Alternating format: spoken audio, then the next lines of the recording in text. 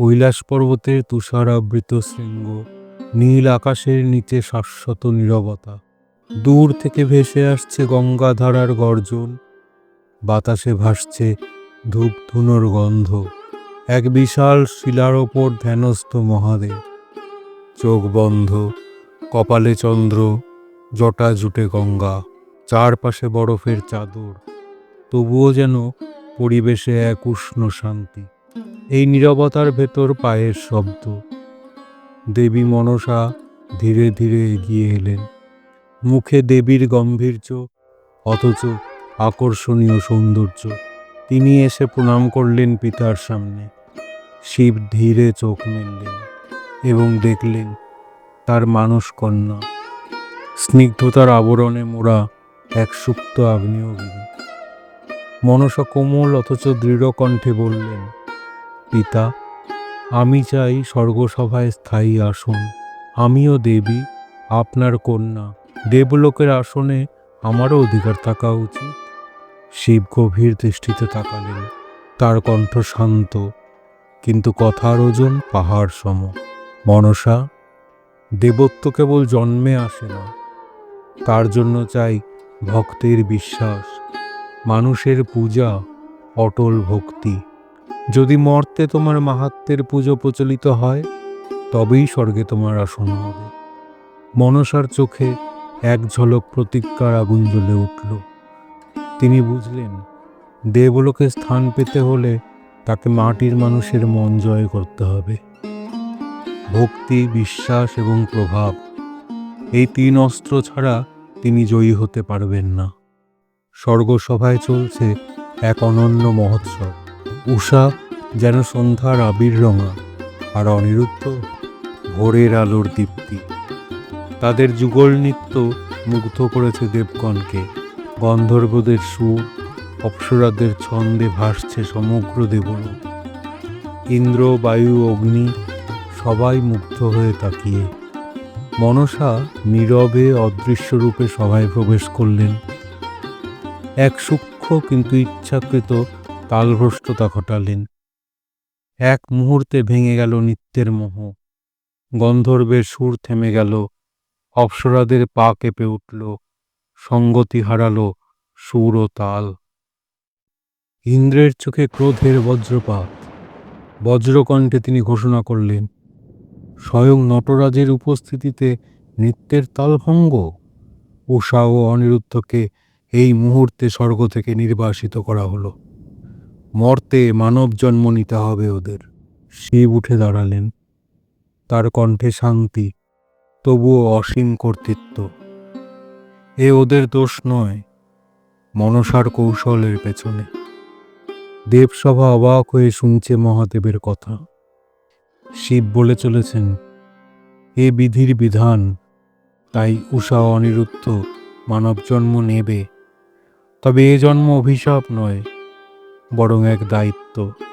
তারা দেবীর মাহাত্ম্য প্রচারের বাহন হবে এবং কাজ শেষ হলে আবার ফিরে আসবে স্বর্গলোকে। কিন্তু মনসা, ছলনার শাস্তি তো পেতেই হবে মা। যাও মা, পাতাল লোকে, সেখানে 69 কোটি নাগেদের অধিষ্ঠাত্রী দেবী হয়ে থাকো। স্বর্গের দরজা মনসার জন্য বন্ধ হয়ে গেল। শিব শান্ত কণ্ঠে শেষবার বললেন, তুমি পাতালে পূজিতা হবে, কিন্তু মর্তে পূজার অধিকার পাবে কেবল যদি তুমি জয় করতে পারো চম্পকনগরের রাজবণিক চাঁদ সওদাগরের হৃদয়ে। গভীর নীল সাগরে ভেসে চলেছে এক সুবিশাল বাণিজ্যতরী ময়ূরপঙ্খী। তরুণের মতো মাস্তুল, রঙিন পতাকা, ঝলমলে ধাতব কারুকাজ, এ যেন চলন্ত রাজপ্রাসাদ। তরীর মালিক চম্পকনগরের অধিপতি চাঁদ সওদাগর। সোনার মোহ নয়, তার ভক্তি নিবেদিত কেবল মহাদেবের প্রতি। মনসা এসে দাঁড়ালেন, রুদ্র সৌন্দর্য নয়, এবার দেবী শক্তির তীক্ষ্ণ ভঙ্গিতে। চন্দ্রধর, তিনি ডাকলেন। চাঁদ অবাক হয়ে জিজ্ঞেস করলেন, কে মা আপনি? মনসা উত্তর দিলেন, আমি দেবী পদ্মাবতী। মহাদেবের মানস কন্যা, জরৎকারু মুনির স্ত্রী, আস্তিক মুনির মাতা, ঊনকোটি নাগের মা হয়ে সেজুয়া পর্বতে বাস করি। তোমার রক্ষা করতে হতে এসেছি, আমাকে পূজা করো। চাঁদ গম্ভীর চোখে তাকালেন, কণ্ঠে অবজ্ঞা। তুমি তাহলে সেজুয়া পর্বতের বেদেনি? শোনো, আমি কেবল মহাদেবের ভক্ত, আমার ঘরে অন্য কারো পূজার স্থান নাই। তীব্র অপমানের সাথে তিনি তাকে তরি থেকে তাড়িয়ে দিলেন। মনসা হার মানলেন না। এবারে গেলেন চাঁদের পত্নী সনকার কাছে।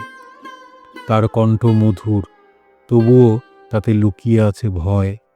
তোমার স্বামী, তোমার সন্তান যদি আমার ক্রোধে বিনষ্ট হয়, আমাকে পূজা করো, আমি রক্ষা করব। ভীত সনকা গোপনে পূজার আয়োজন করলেন।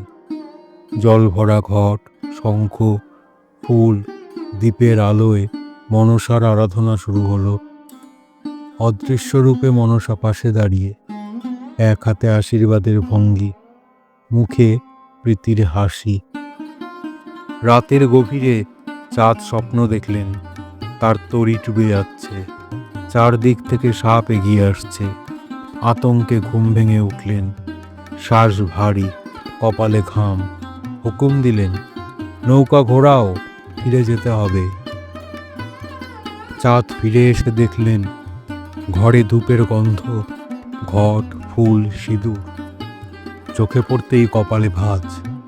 কে পূজা করেছে? জানো না, আমার রাজ্যে মহাদেব ছাড়া আর কারো পুজো হয় না, হবেও না। সনকার হাত কাঁপছে। তিনি বোঝাতে চাইছেন, তুমি আর আমার 6 ছেলে দূরে যাও, বাণিজ্যে ব্যস্ত থাকো। যদি দেবী পদ্মাবতী রুষ্ট হন, তোমাদের কোনো অনিষ্ট করেন?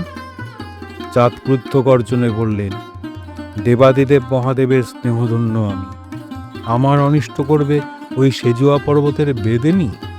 এই রাজ্যে দেবাদিদেব ছাড়া কারো পুজো হবে না।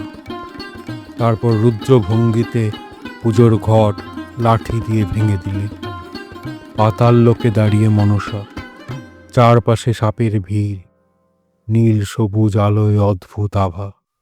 মুখ শান্ত, কিন্তু চোখে প্রতিহিংসার লাল শিখা, কণ্ঠে স্নিগ্ধতা ও বিষ মিশে। চাঁদ সওদাগর, তোমার অপমানের ফল তুমি পাবে। তোমার ঘর, সন্তান, শান্তি সব আমি কেড়ে নেব। তোমার অহংকার আমি মাটিতে মিশিয়ে দেব।